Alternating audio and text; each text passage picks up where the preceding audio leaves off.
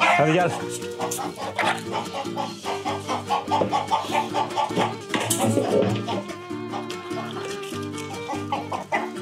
Gel.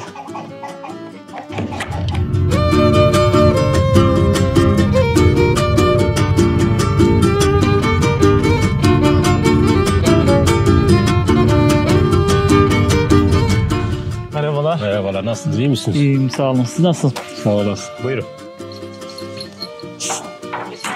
Hoş bulduk. Merhaba ablacığım. Merhaba. Nasılsınız? İyi misiniz? Teşekkür ederim. Siz nasılsınız? İyiyim, teşekkürler. Buyurun. Buyurunuz.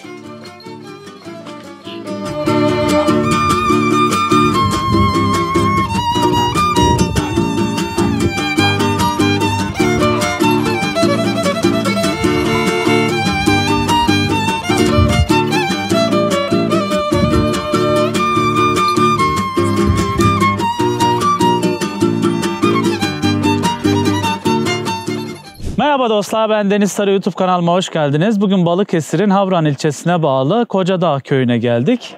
Yaklaşık 13 yıl önce İstanbul'dan bu köye taşınan emekli çiftin köye göç hikayesini dinleyeceksiniz.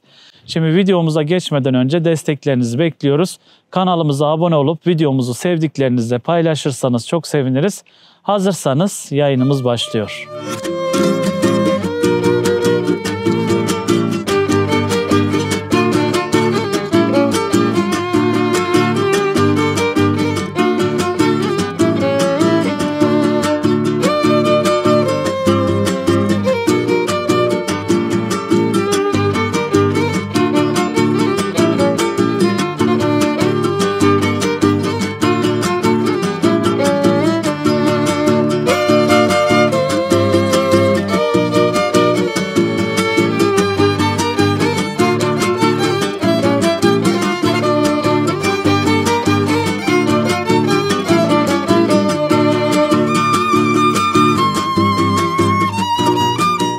Öncelikle teşekkür ederiz bizi davet ettiğiniz için. Biz de hoş geldiniz diyoruz. Sefalar getirdiniz. Hoş bulduk. Bizi mutlu ettiniz. Çok teşekkür ederim. Öncelikle sizi tanımayanlar için kendinizden bahsedebilir misiniz? Elif ben. İstanbul'dan geldik. Eşim emekli olduktan sonra buraya geldik. Buraya yerleştik. Yerimiz çok güzel. Burayı çok seviyoruz, beğeniyoruz. Böyle. Evet, siz de tanıyabilir miyiz abi? Benim adım Daim Çetinkaya. 1987'de İstanbul'a göç ettik Tunceli'den. Orada bir süre çalıştıktan sonra, emekli olduktan sonra 2012'de buraya geldik. Evet. 13 senedir buradayız. Burayı seviyoruz. Burada bir yaşam kurduk. Cesur. İnsanlarla aramız çok iyi. İklimler çok güzel. Hem köyü hem denizi bir arada yaşıyoruz. Uzun bir süre olmuş buraya Yani taşınalı. aşağı yukarı 13 sene oldu. Evet. Yani pandemiden önce bunu düşünüp böyle bir yerde gelip yaşamak, yer almak Yani nasıl geldi? Hani nasıl böyle bir şey esti kafanıza? Hani kendi memleketiniz değil de birden Kocadağ köyüne geldiniz. Burada yer beğendiniz. Ya o bir kısmet işi. Benim tek hayalim geri memlekete gitmekti. Ama burası nasip oldu. O zaman pandemi falan diye bir şey yoktu. Biz pandemiden önce geldik ama o da tesadüf oldu. Evet. Ya burada bir düzen kurduk ama gene memlekete de gidiyoruz tabii. Memleketimizi unutmuyoruz. Sürekli gidip geliyoruz. Yine bağlarınız devam ediyor. Tabii. Orada gene bağlarımız devam ediyor ve her sene gidiyoruz biz. Senede bir kere veya iki kere gidip geliyoruz. Evet. Ama burası da güzel, iklimi güzel, insanları güzel, doğası güzel. Sonra Kaz Dağları'nın karşısındayız. Oksijen çok güzel. Benden sonra da işte kardeşlerim falan, akrabalar birkaç kişi burada yer aldı. Oturanlar kalmıyorlar ama yazdan yaza gelip gidiyorlar. Ama ben sürekli 13 senedir buradayım. Buraya geldikten sonra ne işle uğraşmaya başladınız? Yukarıda tarlamız var, incir tarlası. Onunla uğraştık. Yani emeklilik falan var mı? Yok, bende emeklilik yok. Eşim emekli. Eşiniz emekli. Siz de gelince incirle uğraştınız. Kaç dönüm incir bahçeniz vardı? 13 dönümlük. 13 dönümlük. Halen var. Devam Hala ettiriyorsunuz devam değil mi? ediyoruz. Ha? Evet. Biraz buradaki komşuluk ilişkilerini anlatabilir misin? Geldiğinde Komşuluk burada hızlı alışabildin mi buraya? Yo, çabuk alıştık. Buralar yani ben zaten doğayı çok seviyorum. Benim için orman ve manzaralı yer böyle. Hoşuma gitti. Ben hani yani komşular falan da çok iyi. Anlaşmamız güzel yani. Güzel gidiyor. Çocuklar? Çocuklar İstanbul'da. Kaç çocuğunuz var? Bir kız bir oğlum. Bir kız bir oğlan. Bir torunumuz var. Evet. Onlar da gelip gidiyorlar mı? Yani arada geliyorlar. Evet. Bugün hava biraz kapalı arkadaşlar. Deniz Ondan dolayı görünüyor. tam deniz böyle sisli gözüküyor ama burası deniz gören bir köy. Kocadağ köyü. Daha önce de bu köyde bir video çekmiştik. Onu da yine kartlar kısmında bırakacağım. İzlemeyenler izleyebilirler. Bugün yeniden başlamış olsaydın bu bilgiyle nasıl başlardın? Hani yeni bir yer almış olsaydın, yeniden ev yapmak isteseydin nasıl başlardın? Biraz böyle rehber niteliğinde Yani- yeni gelecek, yaşam kuracak kişiler. Şimdi önce o yeri gidip önceden tanımak lazım. Hani yahut da imkanın varsa önce gidip böyle bir sene falan kirada oturacaksın. Yeri iyice tanıyacaksın. Ama biz öylesine geldik ama çok şükür Memnunuz hiç yani. memnunuz yerimizde. Manzaramız, komşularımız, hiçbir sıkıntımız yok. Ve bizi tanıyan dostlara da bunu tavsiye ederiz. Eğer imkanları varsa İstanbul'da hiç durmasınlar. Çalışmıyorlarsa, emeklilerse gelsinler buralara. Şimdi hem Çanakkale tarafından hem Bursa tarafından çok yakın. İstanbul'a yakın. Uçakla 40 dakika. Yani İstanbul'a da pek uzak değil. Biz ne kadar İstanbul'u terk etsek bile bağlantılarımız var. Orada dostlarımız var, çocuklarımız var. Her an gitmek gerekiyor, gelmek gerekiyor. Ulaşım da çok kolay. Yani arabanla ben burada mesela 3 saatte Ümraniye'deyim. 3 saatte. Çanakkale tarafı gene köprü açıldı. Oradan da ulaşım kolay Avrupa yakasına. Yani arkadaşlara tavsiye ederim. Eğer imkanları varsa, doğayı da seviyorlarsa böyle bir yer almalarını tavsiye ederim. Biraz da memlekete gitmeme nedenlerinden biri de bu mu? Hani burası İstanbul'a yakın. Ya burası İstanbul'a yakın. Tabii yakın da memlekette bir düzenimiz kalmamıştı. Yani komşular kalmamış. Köyümüz boşalmıştı. Yani kimse olmadığı için gidemedik. Bu arada neresiydi? Pülümür'ün hangi Pülümür, köyüydü? Kayırlar Köyü. Kayırlar Köyü. Kayırlar nerede? Köyü. Yani memlekette bizim olduğumuz mezrede bomboş. Şu anda kimse yaşamıyor Şu değil mi anda orada? kimse yaşamıyor. Tabii orada da tek başına gidip yaşamak tek zor olur. Tabii benim tek hayalim tekrar oraya dönmekti zaten. Baba ocağına. Ama işte tek başına da olmuyor. Evet, tek başına orada bir Olmuyor. yaşam Hiç kurmak zor bilmediğimiz olur. bir yere geldik. Burada işte sizin de gördüğünüz gibi böyle bir yaşam kurduk kendimize. Ama gene de orayı çok özlüyoruz tabii. Orası doğup büyüdüğümüz yerler. Evet.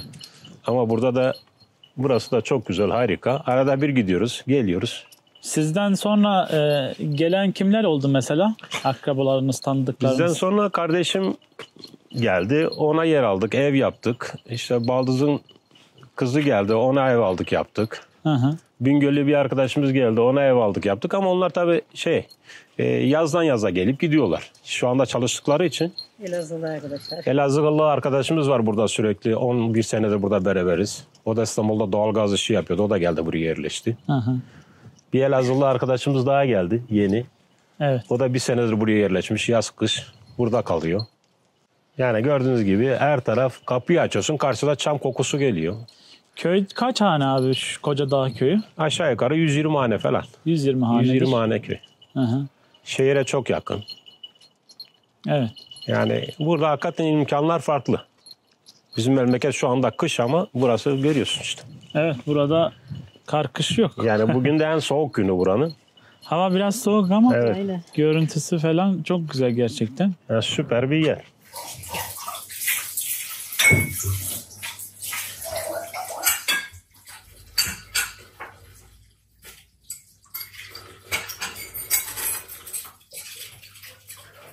Bütün hayatımız aşağı yukarı yazın hep burada geçer. Aynen. Burada otururuz. Burada yer otururuz. içeriz. Kışında güneşli oldu mu gene burada otururuz. Buyurun.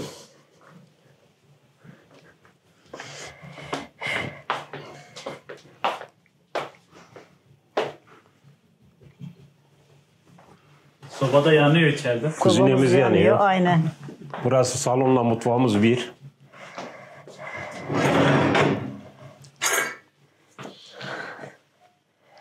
Kuzinede bir soba. Kuzinede çayımız var. Yemeğimiz, çayımız Yemeğimiz hep burada. burada pişer. Çayımız burada pişer. Kışın pek tüp kullanmayız. Odun yakıyoruz. Odunla. Yani ısınmayı sobayla. Isınmayı, yemeği, Aynen, içmeyi aynen. burada. Bunun için at kuzuyu. Tüpten de tasarruf sağlıyorsunuz değil mi? Hem de nasıl? Çünkü çay, yemek... Tabii. Yazın piştiği için. yazın da dışarıda kuruyorum kuzineyi. Ayrıca dışarıda kuzinem var. Yazın da onunla faydalanırız. Odun çok olur. Evet. Üşüdük dışarıda şimdi. Bir yok gerim gel. Kaç odanız vardı abla? Odaları bir daha gösterin. 3+1. 3+1. 3 tane de yatak odası Aynen. var. Bir de burası işte salonumuz. Salon, mutfak bir. Ha. Sobayı burada yakıyoruz. Bütün her taraf ısınıyor.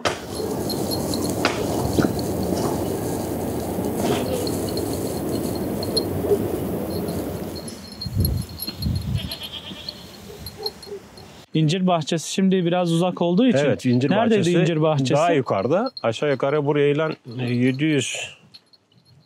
700 metre falan. Fazla ürünlerinizi ne yapıyorsunuz? Satıyoruz. Satıyorsunuz değil mi? Tabii tabii. Satıyoruz fazla incir. Zaten 245 tane incir ağacı var yani. Bir Böyle. kuruyu aşağı yukarı bir tona yakın çıkıyor şimdi. Ve bunlar her sene biraz daha ürünler çoğalıyor. Çünkü 2017'de ekmiştim. Her sene ağaç biraz daha gelişiyor. Yani Yani Fazla- dikimini de sen yaptın tabii değil mi? ben kendim kurdum her şeyi. 15 gün kepçe çalışırdım ben orada. Aa, çok iyi. Tabii tabii. İncir yetişiyor buralarda. Başka neler yetişiyor? Burada zeytin, incir. Verimli olanlar onlar diyorsun. Aynen öyle. En çok zeytin. Işıkta görebilir mi bilmiyorum. Görür. He. Buraya böyle 3 bölmede ayırmıştım. Bıldırcın falan yetişiyordum. Bir ara kekliklerim vardı, bıldırcınım vardı böyle. Bölüm bölüm. Şu an ne olarak kullanıyorsun? Şu anda depo olarak. Depo olarak He. kullanıyorsun. O kuş merakın gitti mi yani? Neden bıraktın o? Yani ilgi istiyor. Ben bir de sürekli sağa sola gidiyorum ya. İstanbul'a, Tunceli'ye gidince sıkıntı oluyor. Canlı olunca bırakamıyorsun. He. Ha, o yüzden. Yoksa Tavukları kime bırakıyorsun? peki? tavuklar, komşular geliyor, yem veriyor. Yem verip He, gidiyorlar. he, sağ Ama ol. onlar daha çok ilgi istediği için. Tabii. Şimdi ben insanları da fazla yormak istemiyorum. O Elazığlı arkadaşım var. Ona bırakıyorum. Hı hı. Burası da gene benim bahçeme çıkıyor. Burada bir şeyler ekiyoruz. Yani bostan olarak. Bostan, ha, burası bostan olarak ayırdım kendime. Evet, şöyle bir küçük bir bostanı var. Aynen. Tabii yukarıda büyük tarlası olduğu için Evet, evet. burası yeterli oluyor. Şimdi burada tavukların olduğu yere gideceğiz. Ya, evet. O taraftan çekelim Tamam. istersen. Tamam.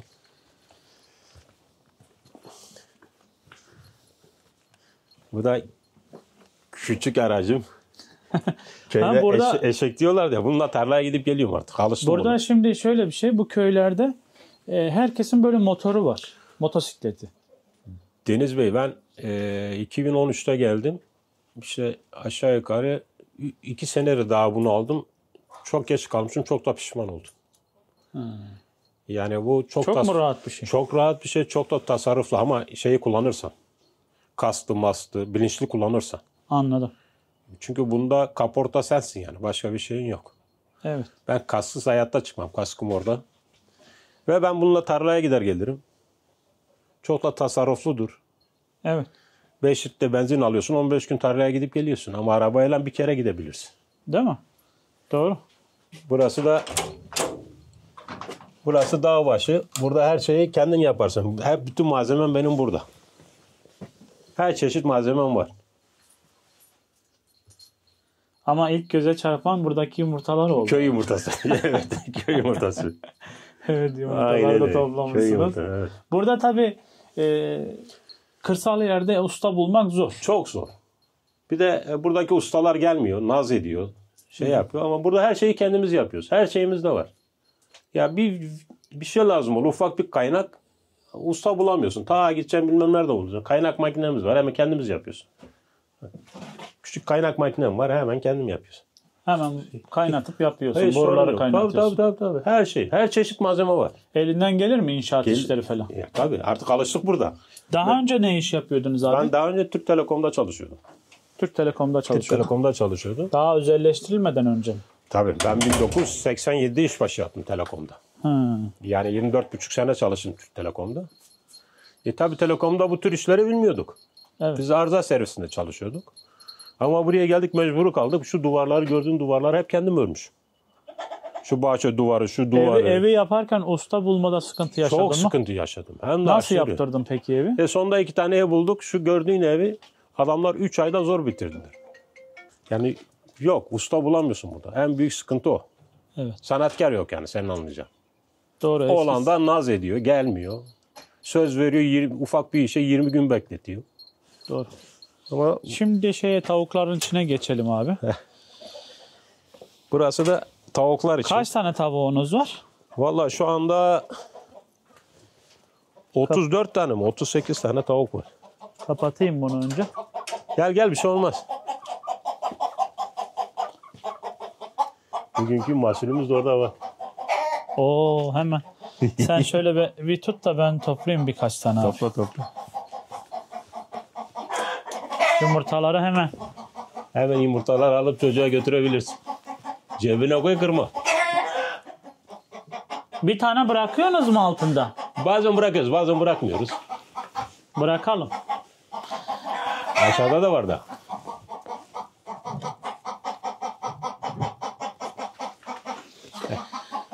Evet. Bakın Evet. arkadaşlar. Taze mahsul market Taze. burası. Hemen şuraya bırakacağım abi. Senin yumurtalarının yanına koyayım bunları. Tamam. Bu da tavuklarımın şeyini de vereyim. Hem böyle toplu çekersin daha iyi olur. Hadi gel.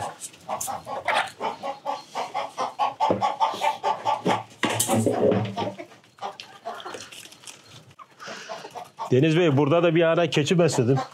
Keçi mi? Bir ara at besledim 2 sene. Oo. He? Canım ne istediyse onu yaptım burada. Bunlar şehirdeyken yaşarken hayal ettiğin Yani şeyler. özlem çektiğim her şeyi burada gerçekleştirdim. Gel. Gel oğlum gel. Hadi iyi. Hadi gel. Hayır oğlum gel. Gel. Şehirde yaşayınca özellikle köyden çıkan birisi o yaşamı özlüyor değil mi abi? Hem de çok. Yani tavukları, keçileri, Ya atları. her şey. Ben buraya geldim var ya. Yani bütün özlemimi giderdim. Koyun da aldım, keçi de aldım, at da aldım, tavuk da aldım. Evet. Canım ne istediyse onu aldım. Hı hı. En Çok rahatı şükür. hangisi? En rahat bakımı. Vallahi en rahat bakımı olan tavuktur. Biraz yem atarsın önüne. Yerin genişse salarsın. Evet. Değilse de bahçende bakarsın. Sen böyle. şimdi tavuklar için daha demin yukarıda evde otururken şey dedin. Dedin ki ben onlar için özellikle dışarıda çalışırken ot biçip getiriyorum. Tabii. Onlar mesela çünkü ben dışarı salmıyorum. Hani komşuların bahçesine falan girmesin diye. Hı hı. Tarlalardan, dağdan, işte ovada ot biçip getiriyorum, veriyorum. Zaten tavuk ot yemezse herhalde Yeşillik yemesi lazım hayvan. yemesi gerekiyor değil mi? Bahçem geniş, geziyor ama burada ot kalmıyor. Gördüğünüz gibi bir şey kalmamış artık. Yani organik olabilmesi için, gezen tavuk yumurtası olması için Aynen öyle. yani otlanması gerekiyor Tabii. değil mi? Biz burada şey vermiyoruz yani kimyasal vermiyoruz. Ben bu arpa veriyorum, buğday veriyor. İşte ot veriyor. Zaten yukarıda tarlam var böyle Mart'ta falan ot çok oluyor. Her gittiğimde motorun heybesine koyup getiriyorum.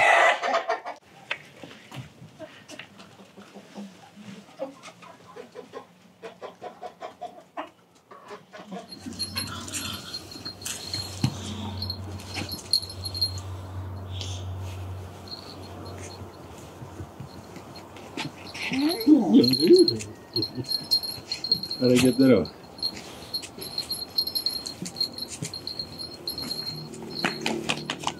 Gel.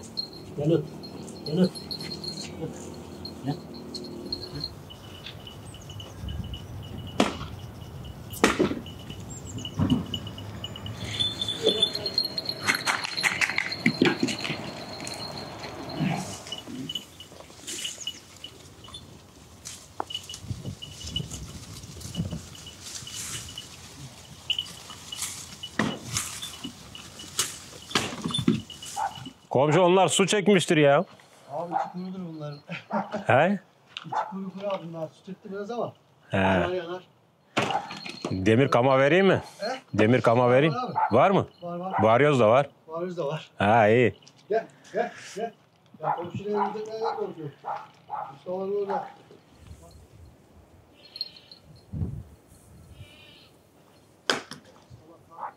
Yani kışı çok sert değil. Yazın serindir. Karşı tarafta hemen Kaz Dağları'nı zaten görüyorsunuz. Aynen öyle, evet. Edremit, Akçay, Havran. Hepsi avucun içinde. Evet. Süper manzarası var. Köye dışarıdan yeni yerleşim çok.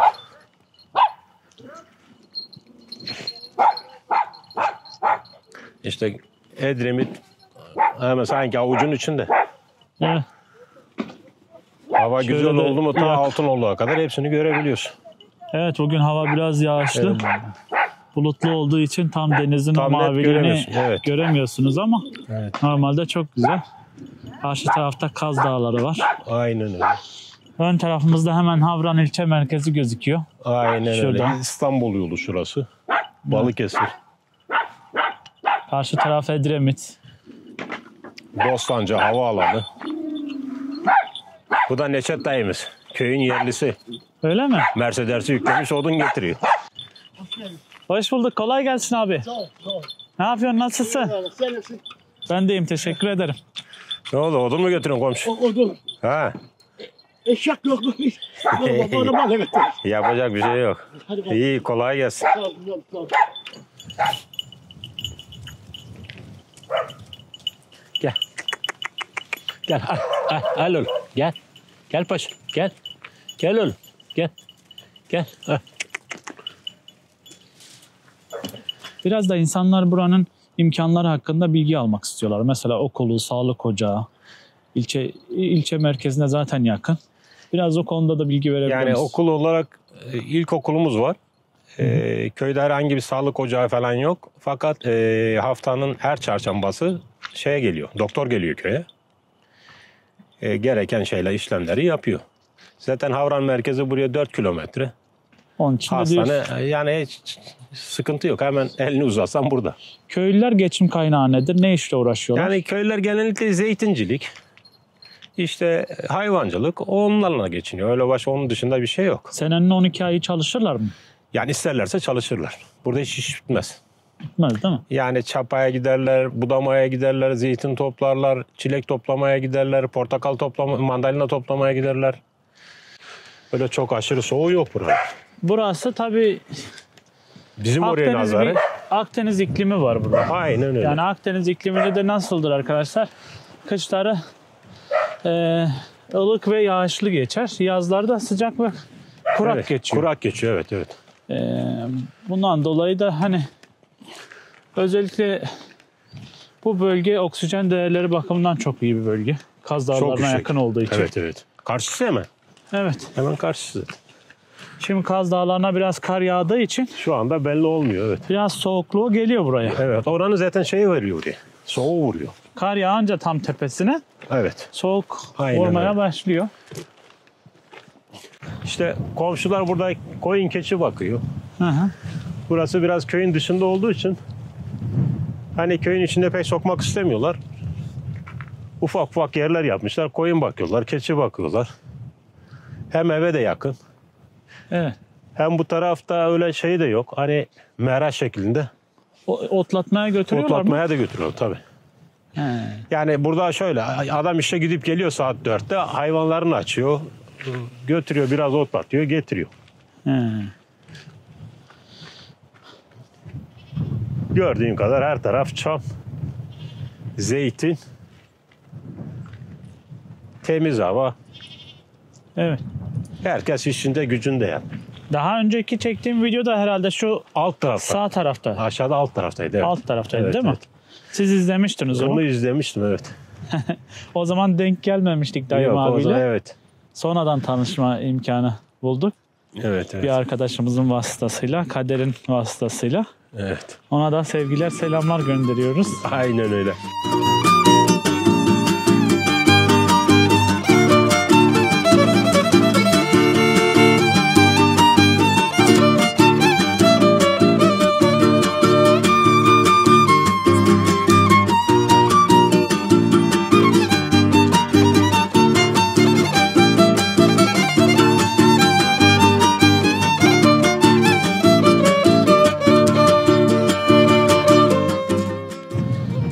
Yani gözümüzü Kazan. alabildiğimiz her yer aslında zeytin ağaçlarıyla kaplı. Sadece bu ön tarafımızda şu Evet. dağın yamacında çam ağaçları Orman var. tarafı yani dağ tarafı çam, Çam. ama öbür tarafları hep zeytin. Yani ova kısmı da Yaz kış yeşil burası. evet. Çünkü zeytin yaprağı sürekli yeşil kalıyor. Yaprak dökmüyor yani. Dökse de tazesi çıkıyor. Yani bir kavak ağacı, bir söğüt ağacı gibi değildir. Evet, süs bitkisi olarak da kullanılıyor Sürekli zaten. yaprağı üstünde yani. Şimdi bu yol Hacı Mahmutlara mı gidiyordu? Bu yol Hacı Mahmutlara gidiyor. Yukarı Eskiköy'e. Evet. Esasında Kocadağ daha yukarıda. Eski köy. Buranın eski ismi neymiş bu Kocadağ? Burası buraya dikkat et. Burası Damlar diye geçiyormuş burası.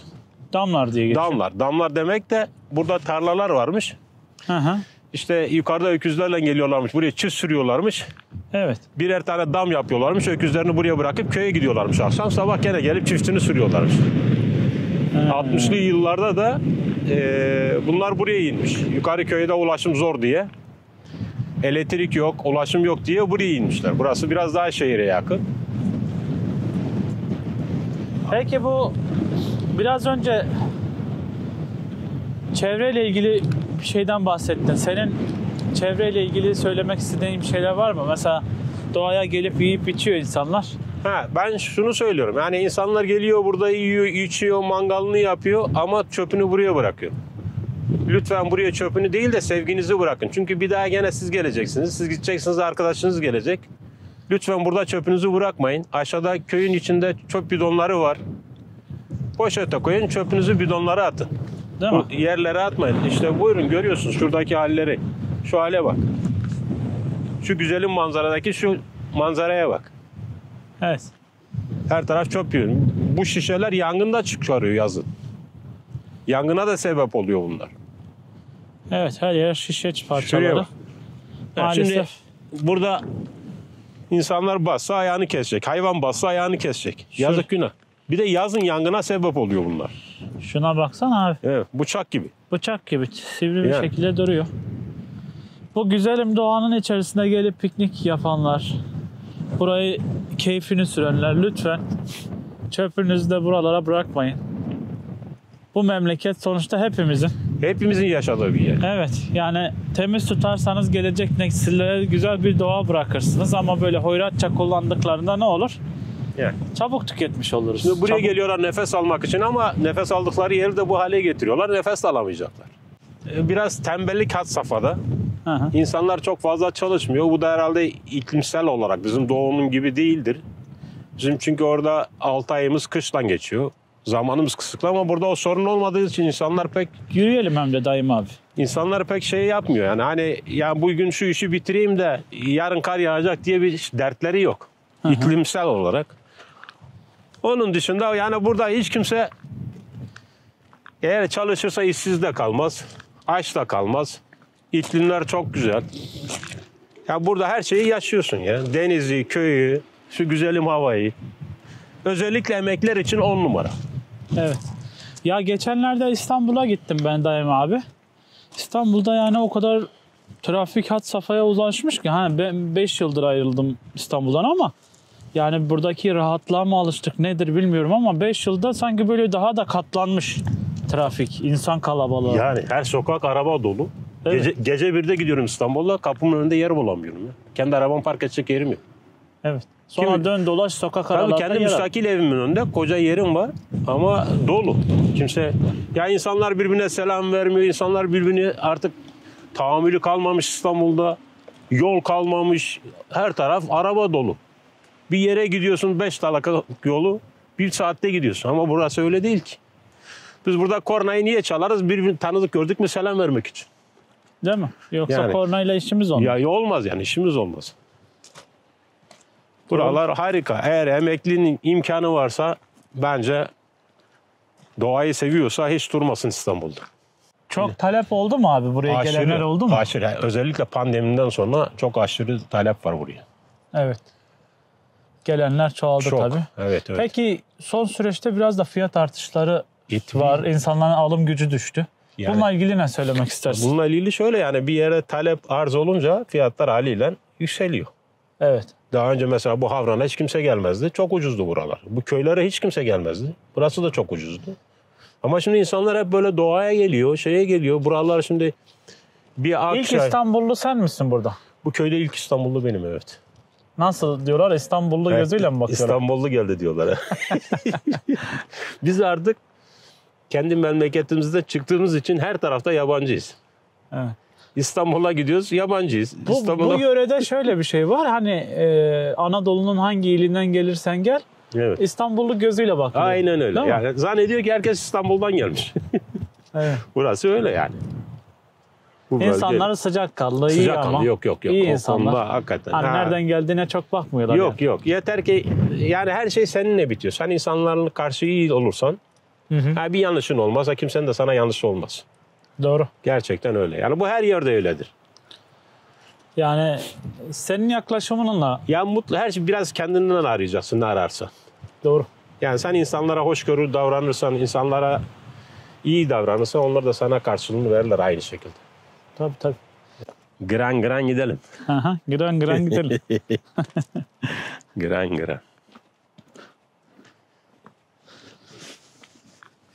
Peki mesela adam büyük şehirde yaşıyordur. Ama küçük bir daha emekli de olmamıştır. Ama buralarda bir yaşam kurmak istiyor. Bunun için de diyorlar ki ya bize iş tavsiyesinde bulunur musun diyorlar. Genellikle bana böyle emekli olmayan birçok kişi soruyor. Diyor ki ya bize tavsiyede bulunur musun? Buralarda gittiğimizde diyelim ne iş yaparız? Senin öyle tavsiyelerin var mı abi? Gelin bu işi yapın dediğin bir şey var mı? Hani yapılırsa para kazanılır dedin. Vallahi becerebilirlerse hayvancılık burada. Hayvancılık. Tabii hayvancılık dışında burada pek ancak günlük yevmiyeye giderler. Ne bileyim meslekleri iyi meslek varsa mesela inşaatçıysa, tesisatçıysa, kaynakçıysa çok güzel işler yapabilir burada. Öyle mi? Tabii burada usta bulmak çok zor.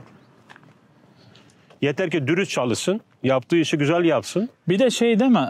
Mesela dışarıdan gelen çok insan var. Ev yapacaklar mesela. Aynen öyle. Usta bulamıyorlar. Usta bulamıyor. Bir de olan ustalar da 2 misli 3 misli alıyor parasını. Nasıl olsa diyor bu bir kere iş yaptırır. Yazlıkçıdır diyor. Zengindir diyor yapıştırıyor. Evet. Yani Ondan dolayı burada böyle bir ekip olarak gelip çalışırlarsa tabii. Ya bir tadilat işi yapsın abi. Yeter ya geçinir gider. değil mi? Ama yeter ki hakkıyla yapsın. Onun dışında hayvancılık olur. Hayvancılık olur. Ne bileyim. Zeytincilik belki de mesela daha demin zeytincilikten bahsettik ama zeytincilikte işte köylüler zeytinyağını istediği fiyata satamıyorlar. Satamaz. Belki de ticaret yapabilir. Ya yapamıyor. Şimdi şu anda zeytinyağı düşük. Niye? Üreticinin elinde. Hı. Bir aya kadar zeytinler biter. Üreticinin elinde mal kalmaz. Ondan sonra fiyatlar fırlar. Tüccarın eline geçti mi? Şu anda topluyorlar değil mi? Şu anda Tüccarlar. topluyorlar. Şu anda üreticinin elinden alıyorlar. Üretici de olunca ucuz. Doğru. Ama tüccara geçti mi, üretici de bitti mi 2 misli. Doğru. Maalesef öyle. Yani bir de bu bölgede eğer emekliysen geçinmek çok kolay. Bahçende 2 tane yeşillik ekersin, 2 tane tavuk beslersin. İşte ondan sonra manav işini bahçenden temin edersin. Yumurtanı, etini kümesinden temin edersin. Ne bileyim yerin müsaitse 2 tane kuzu bakarsın. 2 tane keçi baksan senin bütün yağını, ayranını, yoğurdunu, her şeyini... Bak sen mesela Temin tavuk et. bakıyorsun. Tabii. 30 tane. Aynen öyle. Fazla yumurtan oluyor. Ne yapıyorsun abi? Satıyorum. Satıyorsun değil mi? Satıyorum tabii fazla yumurtayı. Ya biz 2 kişiyiz. Kaç yumurta yiyebiliriz ki? Normal market yumurtaları 5 lira herhalde. Vallahi ben alışım Deniz'im inan ki yiyemiyorum. Bir ara tavuklar kesmişti. Aşağıdan bir kolye aldım yiyemedim. He. Teyzeye verdim karşıdaki komşu. Alıştın organik yumurtaya tabii. Hemen fark ediyor. Ben şimdi aşağıdan tavuk alıp yiyemiyorum. Ha köy tavuğu. Köy tavuğu kesip yiyorum. Horoz kesip yiyorum. Çünkü civciv çok çıkıyor. 30-40 tane civciv çıkmışsa bunun 20 tanesi horoz. Yerli tavuktu değil mi senin bu tavukların? Yerli. Hep kurt oluyorlar. Aynen öyle. Kurk oluyorlar. İndiriyorum. Civciv çıkarıyor. Onlar da horoz çıkanları kesip yiyorum. Mantıklı abi. Çok güzel kuzu gibi eti var. Tavukçuluk yapılır, hayvancılık yapılır. Her iş, zeytincilik. elini becerin neyse onu yap yani. Ya da zanaat el işlerin iyiyse Tabii. dediğin gibi tadilat işleri yapabilirsin. Aynen öyle, Ev aynen. yaparsın. Aynen öyle. Yani tabii Bu bölgede geçinme çok kolay. memursan tayinini bu bölgeye alabilirsin. Tabii. Yani İstanbul'a göre kiralar yarı yarıya, ulaşım yarı yarıya ucuz. Yani İstanbul'da diyelim ki bir memur 40 bin lira alıyorsa geçinmekte zorlanıyor ama burada aldığı zaman gül gibi geçinir bir de. Özellikle bir de köy yerindeyse. Tabii. Doğru diyorsun. Aynen öyle. Zaten bu bölgeye gelen mutlaka bir şeyle uğraşması lazım. Yoksa Emekli Hani- de olsan zaten bir şeyle uğraşman Mutlaka, lazım. Bir mutlaka. hobinin olması Ya lazım abi. sağlıklı olman için bir şeyle uğraşman lazım. O teri atman lazım. Doğru. Yani otur her tarafın tutulur. Kireçleme olur. Sağlığından da gidersin. Aynen öyle. Hareket etmelisin. Ben Bak mesela 60 biz şimdi köyü gezerken tepeye kadar çıktık Aynen geldik. öyle. Ben 60 yaşındayım. Zeytin dağı ağacın tepesine çıkıyorum. Zeytin sirkeliyorum. 60 var mısın abi 60 sen? yaşındayım. Maşallah hiç göstermiyorsun ama. Teşekkür ederim. Sağ ol. 65 doğumluyum. 50 falan gösteriyorsun. Yok 60 doğumluyum Deniz. Yani bunu neye borçluyum? Bu çalışmaya borçluyum. Bu havaya, bu çalışmaya. Aynen öyle. Aynen öyle. Doğru diyorsun. Yani gerçekten bir sıcak havada gel de yukarıda yaptığım işleri gör. Geçen gün bir komşumuzu çocukları gelip İstanbul'a götürdü abi.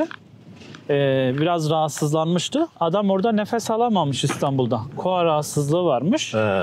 Getirdiler buraya. Normalde orada tüple ilaçla duran adam burada hiç ilaç kullanmıyor. Aynen. İşte bizim bu Orhan Bey de kuyu hastası. Onun için geldi burada ev aldı. Öyle mi? Tabii. Orhan Bey de öyle. Koy oğlum gel. Gel. Aferin oğlum. Gel. Bir videomuzun daha sonuna geldik. Bir köye göç hikayesi dinlediniz. Umarım video hoşunuza gitmiştir. Destek olmak adına videomuzu beğenip fikirlerinizi, öneri ve eleştirilerinizi yorumlar kısmından yazarsanız çok seviniriz. Bir sonraki videomuzda görüşmek dileğiyle. Hoşça kalın, sağlıcakla kalın.